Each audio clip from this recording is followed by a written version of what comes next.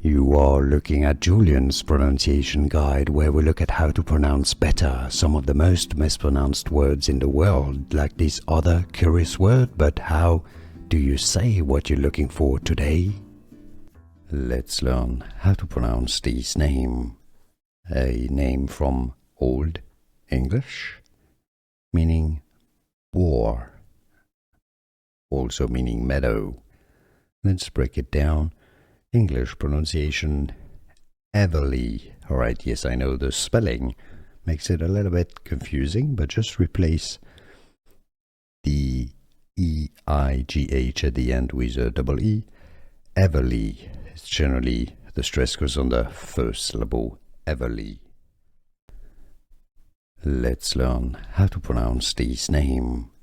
A name from Old English, meaning boar, also meaning meadow. Let's break it down. English pronunciation, Everleigh. Alright, yes, I know the spelling makes it a little bit confusing, but just replace the E-I-G-H at the end with a double E.